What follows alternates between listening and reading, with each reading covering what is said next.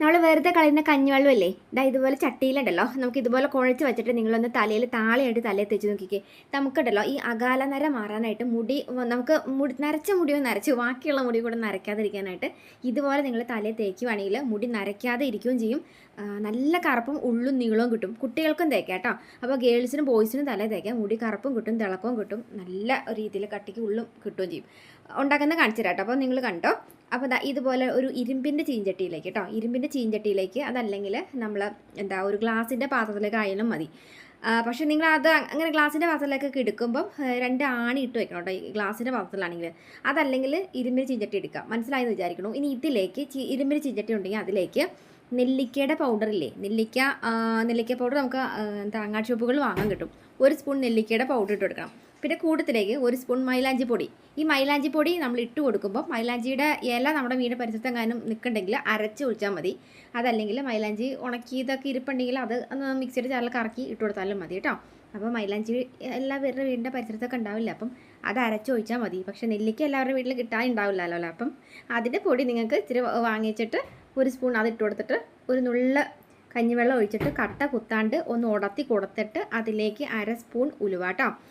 തലമുടി എത്ര കൊഴിച്ചിലുണ്ടെങ്കിലും ഉണ്ടല്ലോ, പിടിച്ച് കെട്ടിയ പോലെ നിൽക്കും കൊഴിച്ചിൽ. നല്ല രീതിയിൽ ഉള്ളായിട്ട് വളരും കേട്ടോ. അപ്പോൾ ഞാനിത് മോക്കും തേച്ച് കൊടുക്കാറുണ്ട്, കാരണം നീർക്കെട്ട് വീഴാതെ തേക്കാനുള്ളതിൻ്റെ ഇത് ഞാൻ കാണിച്ചു തരാം കേട്ടോ.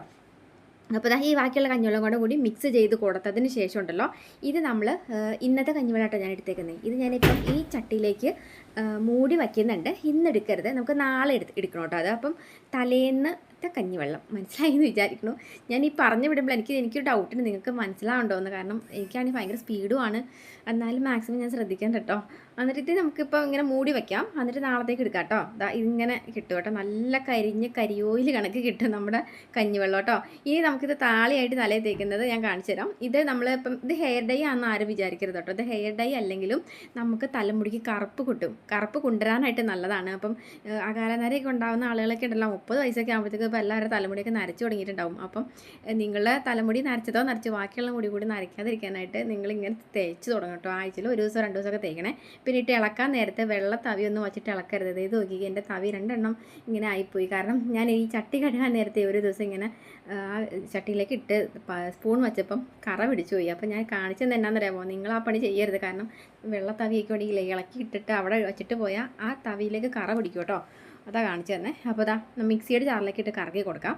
അപ്പം മിക്സിയുടെ ജാറിലേക്ക് നമുക്ക് കുറച്ച് ചെമ്പരത്തിയുടെ ഇലയൊക്കെ ഉണ്ടെങ്കിൽ അത് പറിച്ചിട്ട് അതും 1-2 ചെമ്പരത്തിയുടെ പൂവും കൂടി ഇട്ട് കൊടുക്കണം കേട്ടോ.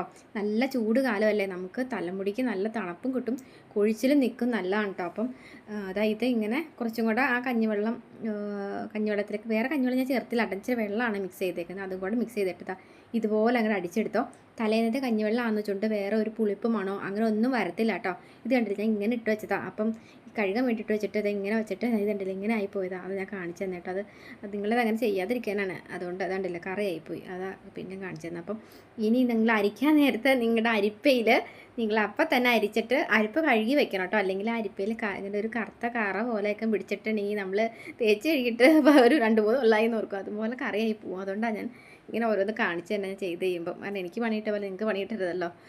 അപ്പോൾ ഉണ്ടല്ലോ, കുട്ടികൾക്ക് നമ്മൾ ഈ തലയിൽ തേച്ച് കൊടുക്കുമ്പോൾ ഉണ്ടല്ലോ, നീർക്കെട്ട് വീഴാതിരിക്കാനായിട്ട് നമ്മൾ ആ ഇലയും ചെമ്പരത്തിയുടെ പൂവ് അരച്ചില്ലേ, അതിൻ്റെ കൂട്ടത്തിലേക്ക് 1-2 പനിക്കൂർക്കയുടെ ഇല ഇട്ടിട്ട് അരച്ചോട്ടോ. അപ്പോൾ നീർക്കെട്ട് വീഴത്തില്ല. കാരണം ഉലുവയ്ക്ക് തണുപ്പുണ്ട്.